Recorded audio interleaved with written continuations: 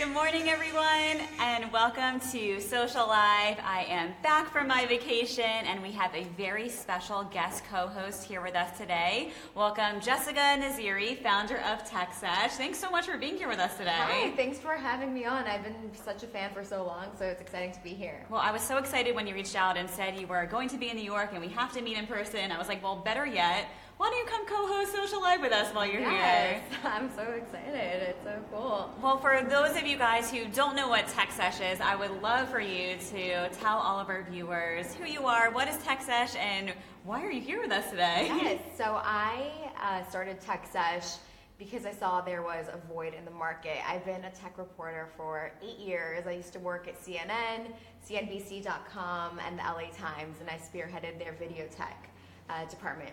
And then I worked at a startup for a little bit, and I saw that there was definitely a void in the market. There was definitely a bro-y culture that we all talk about. I experienced it firsthand, and unfortunately, I was just not set up for success. I hated going into work. Just really, really bro-y culture, and I said, I can't work here. I have really thick skin. I'm the eldest of 4. I'm super bossy, but I can't stand these guys. And I started TechSesh because I wanted to show that there's really no face to technology. You can be stylish, you can be chic, you can be someone who doesn't necessarily have a technology background, but still work in tech. So I'm all about inspiring women to get into technology. I do reviews and app and gadget reviews, speak with female founders, work directly with brands who are trying to focus on a female millennial audience, and really help with their messaging. So I call myself like the chic geek. I love it. Which is, there's just so much happening in the tech space, and it's so exciting to be part of it. Yesterday, I went to an event with ZTE, and I was just like geeking out. Like, we have one phone right now with one screen. It's gonna be like they this. came out with a phone that's like double now. It's like dual screen. So this is like the future, and to be part of it and see what's happening every single day is so exciting for me. Well, I love it, and I love following you on social media. And for those of you who want to follow Jessica, you can follow her at Jessica Naziri on Instagram and on Facebook at TechSesh, and Kim is putting it up below right now, so you can go ahead and follow her. And I saw you did have a review of the new iPhone, and you're telling people maybe don't get the new iPhone. So I tried out the 8 Plus. Okay. And I returned it. Good to know. The reason is because really there's no difference between the 8 Plus or the 7 or the 6. So if you're someone that's just getting into the iPhone space that needs a cell phone, if you're below the 6, then I'd say, okay, get the 8 Plus. But if you want the newest, then I'd say wait for the 10. It comes out later this month where you can pre-order. Really exciting because they will no longer have a home screen. Home button. So instead of, clicking the home button, it's going to unlock with your eyes. That freaks me out. You're going to get it, obviously. 100%. Yes. Yes, watch out. I'm sure we're going to get it too. I think Apple hates me because I said it was such a horrible phone. And then literally the next day I dropped it. So the thing is, the 8 Plus is super slippery. The back is all made out of glass, and so I would hold it, and of course I didn't have a cover because you always need a stylish cover. Yeah, but I'm like, I want to show off my new 8 Plus, and then it slipped out of my hand, and the front and back cracked. You should get a cover with sparkles, and it just says 8 Plus on it, so then everyone will know, and it can be protected. Yeah, I really should. But no, I'm really excited for the 10. And I try every phone out there. I have a ZTE, I have a Samsung, I have an iPhone. I'm not loyal, but I always want to try the latest and best thing, right?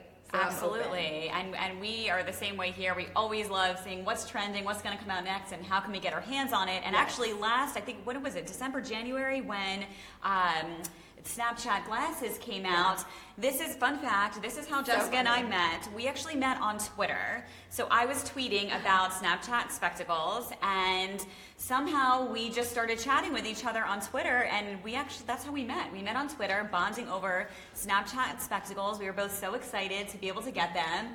And then we weren't that impressed. We overpaid for them. I paid someone in line to get them. And my husband surprised me. He paid an extra like $400 for something I don't use that much, if I'm being very honest. Kim, when's the last time you used Snapchat spectacles? Are they sitting in your drawer at your desk? Yeah, they're in my desk. Oh gosh. They're really good in the sun. They block your eyes. I can't even use them because I wear glasses and I don't wear contacts, so I was putting them over my glasses. It's not really a good look. But speaking of Snapchat, yesterday Snapchat and NBC announced that they are teaming up where they're going to be creating new scripted shows. And this is a really big update for Snapchat. This is the first time we're really seeing them trying to get in there and doing what all of these other, big brands are doing, like Facebook Watch. So I think this maybe, I'm going to give them a little bit of hope, could take off with the younger teens who are still using Snapchat. I think that this is a really great introduction for NBC to reach out to a younger millennial audience. They're investing so much money. It's going to be in Santa Monica, where I live, close to it. Very exciting. So this is something that's new, something that's fresh, and I'm really excited to see what happens next. And like you said, this is their one opportunity to just kind of hit the ground running and see what goes with it. We like Snapchat here at SocialFly, but we're really big fans of Instagram and Instagram stories because every time Snapchat comes out with something, Instagram just copies it and usually makes it even better. So I don't think it's going to be long before, and we talked about this before, where Instagram is also going to be having TV shows right in their feed as well, just like Facebook. Next, exactly. I mean, they started with a sponsored post and everything, and so that might be their next endeavor as well. But I will say, I do prefer the Snapchat filters over Instagram. I do. I agree with that as well. I rarely use the Instagram filters. I actually used one while I was lying out at the pool on vacation because I was like, I haven't used this in a while. But I just use Instagram so much more. I'm barely on Snapchat now. And personally, also the filters for events. I just got married. I know you just had an anniversary, but I had 6 different filters, and it was just not enough, and the fact that Instagram has 0, I'm like, Instagram, you should copy a few more things, What was your usage rate of your Snapchat filters at your wedding? Super high. Good. Super high, yeah. There was just a story for my wedding as well.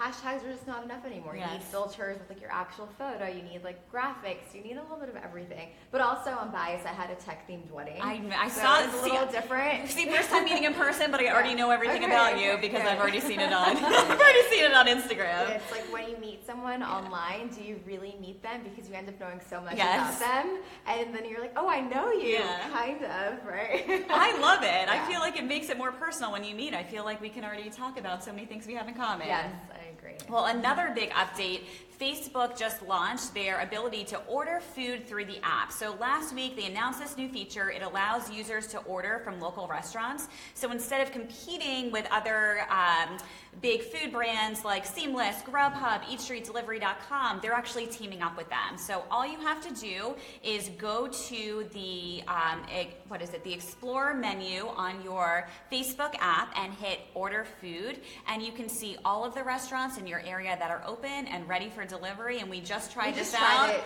Super easy, seamless, and so now you can scroll, troll, and help with your munchies at the same time. I think that's a great idea, especially for Facebook. Just more API, more data on their users. So it's, I think, a win-win for everyone. Definitely. Yeah. And we also learned about 15 minutes ago that there is a Denny's in New York City, and you can order from it on the Facebook app. So very excited about that. Mostly everything else in the area was closed right now because it's only 10 in the morning, but Denny's is open for business, and you can order through Facebook. And not only has Facebook teamed up with Denny's, they're also partnering with restaurants like TGI Fridays and Five Guys, another one of my favorites that's right across the street. So we'll see if this takes off. And as you were saying before, it makes it easier for people to who are already on Facebook to not have to go and open another app to order food. Right. Is there anything Facebook can't do? I don't think so. I'm waiting. I remember back in the day, they had a way for you to find a roommate. Then you can pay people. Now you can order food. I'm just excited to see what happens next. And they're a company that's always, front and center. They bought Oculus, and then so they're in the virtual reality, augmented reality. And what's next for them? I'm very, very excited to see. They run the entire news of the world. Let's say fake news or real news, whatever you want to call it. What's next for them? I'm excited to see. Well, we've been talking a lot about Facebook Watch and is this going to take off? And my prediction was that it will. I was also reading this morning, where did I see this? On Facebook, that Kerry Washington is going to be doing a show on Facebook Watch. So maybe that will be the first really big show that takes off. I still have my heart set on Facebook Watch being a success. So that's exciting. Have you been watching any shows on there? No. No. I will after this, though. There you I'll go. Check it out, yeah. Well, now you can exclusively watch SocialLIVE. Okay. How about that? That's really why I don't watch it, because I am exclusively watching Exactly. Yeah. Well, in other Facebook news, it was announced yesterday that Facebook acquired a new app that many of you may not have heard about. It's called TBH, which in young kid terms, how do I say it? It stands for to be honest. The TBH app allows users to create polls based on set questions. An example could be asking your friends, who makes you laugh the hardest, or who has the best smile? And the difference between this app and Instagram polls is that these are anonymous. Okay. So a lot of people haven't realized, even though we told everyone on SocialLIVE, that when you respond to people's polls, the person asking the polls can actually see who is voting yes or no, or for whatever. Haters are gonna hate. I know. I can't tell you how many no's I get, and if it's a no, I'd rather you just not respond. Like, I see you and know what you're saying. It's really funny because people, like you said, they don't know that they're not anonymous. Yep. But I feel like on the flip side, they're doing something that's more uplifting and asking better questions. I know that in the past with a lot of these anonymous apps, like people thought they were anonymous, like Whisper, or there was this app called, I'm not saying it correctly, Sarahaha, something like that, started from Saudi Arabia. It was something that you could rate your employees and your boss. That sounds horrible. Yeah, and then it turned out to be where they would talk amongst friends, and it would be anonymous, but people found out who it was that was rating them and saying bad things about them. So these don't always last, let's just put it that way, because somehow it comes out where it was not anonymous. Well, I am in touch with several teenagers because my husband's friends and kids are between like 10 and 15 years old. So I was texting with them yesterday asking if they have been using this app, and they shared with me neither of them use the app, but some of their friends do, and then it took off for a few weeks, but now people aren't really using it anymore. However, Facebook, they're reporting that there was a couple million downloads. I think it was 5 million downloads over the past week. So we'll definitely see what happens and see how brands try to start getting involved with this app. Here's my problem with the downloads. You can download them, but that doesn't mean that they're actively using it. Yep. And so there's like a little discrepancy there. And what's interesting is ratings go up for apps when you're in them for a really long time. So maybe that's why Facebook is just buying different things and kind of like acquiring them to have people stay on the app for so long. For example, like ordering food and then TBH. And it's very interesting how that really works. With you download it, but then what? Do you use it again? Is that still considered a good app or not? Just a thought. I'm just going to stick with my Instagram Instagram and Facebook. Yeah. No more for me. Do you find yourself deleting and then adding apps like continuously to see like what the best is? Not really. Like I'll hear about something first and then download it and then like use it for a bit and just try to understand what it is and see if I actually like it. But most of the apps that I use are Facebook and Instagram, and then my banking apps. Ah, okay. Those are I have the a ones few for apps me. for you to download. All right. We'll talk after this. We'll do our after show and get all of your top Sounds recommendations. Sounds good.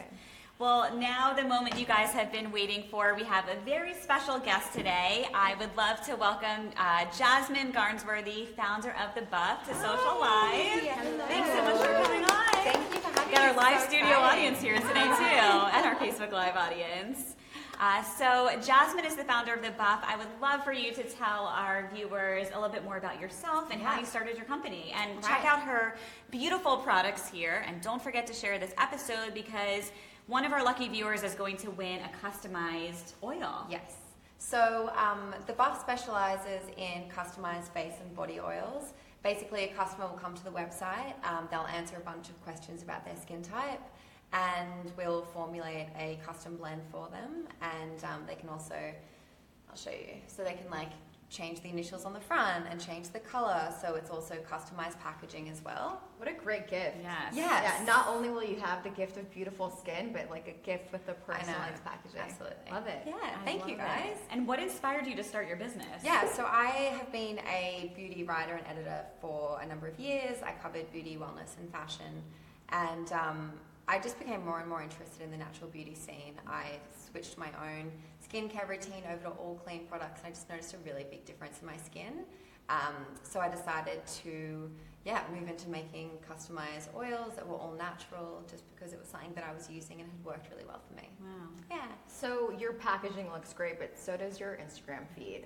Did your Instagram feed help you kind of get more business? Was it sort of like a reactive, active way of bringing in more people? Yeah, we're definitely finding that actually a lot of our traffic comes through Instagram.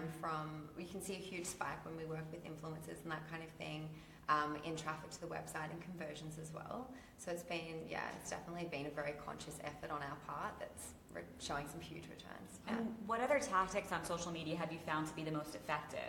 We find that micro-influencer gifting is really working. I think that so many influencers now who have such a really large following, they expect to be paid, which is fair enough. They, it's their business.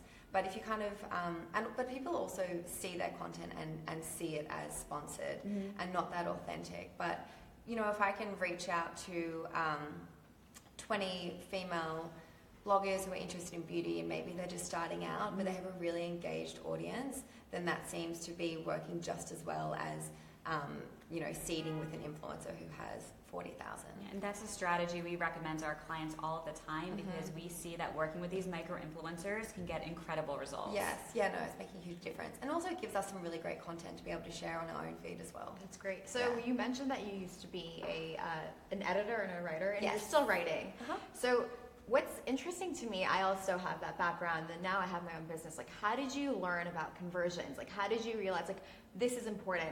I need to know about ROI. Like, do you have a mentor? Did you kind of like read a book? Are you Googling everything? Like, how did you get into just it? working it out as I go, really. I listened to a lot of podcasts, which I found really helpful. And also over the last 7 years, I've covered a lot of small businesses. I've covered a lot of startup beauty brands, a lot of female founders. And so I guess without even realizing it, I kind of built a network that I could then go back to and ask for advice, which has been really great. And people are really receptive. These female founders, I know they're super busy, but they've been really great, really happy to answer my questions. So That's great. Yeah. That's so important. yeah. And what advice do you have for other female founders? We have 3 of us here right now. Yeah. Well, first of all, I mean, it's never been easier to start a business. I started my website on Squarespace. I built it in a day. I reached out to a photographer on Instagram and sent him some product, and he took photos, and it all happened fairly quickly, and it wasn't a huge cost. So it's not as hard as you think it is to get started.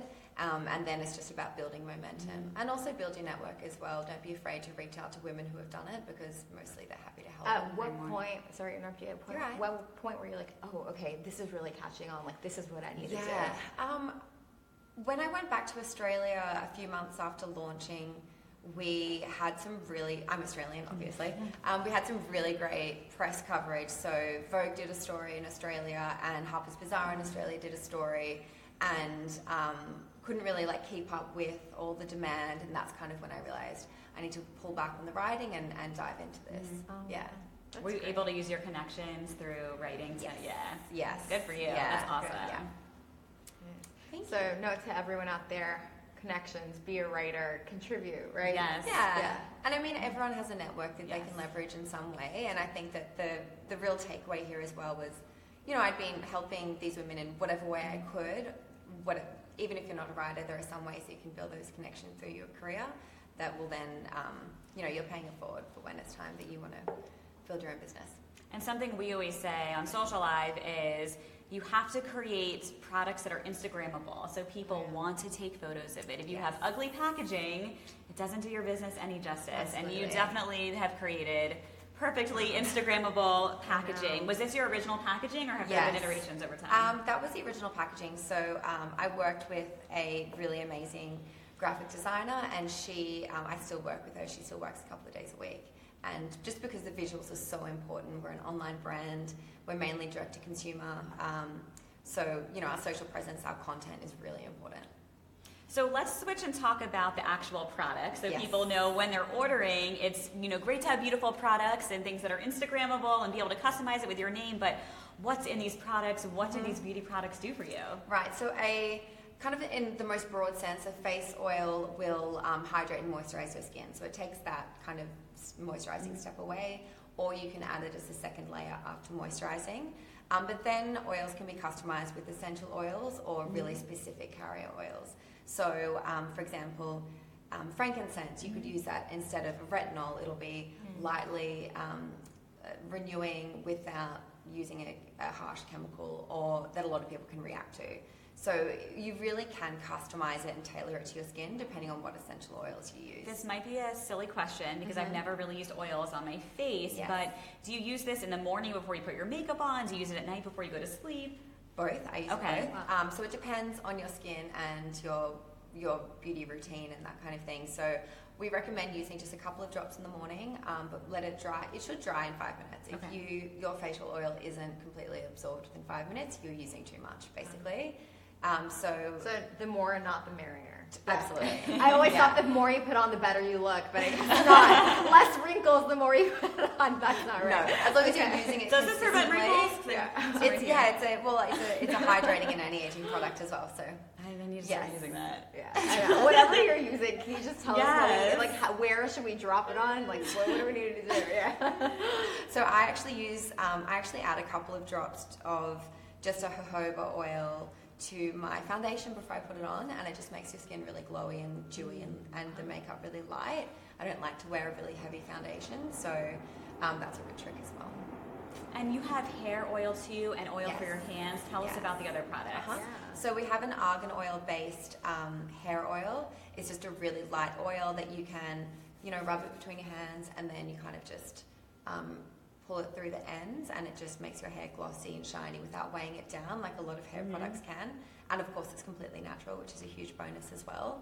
And then the hand and nail oil is basically formulated to just nourish and strengthen the nails and protect your hands as well. I definitely need that right now. I know. I just want to lather it on my hair and then. Yes, I mean winter is just a huge month for the whole category of face oils, definitely. It's starting. My hands are drying. I'm going to be trying this oil right after we end this episode.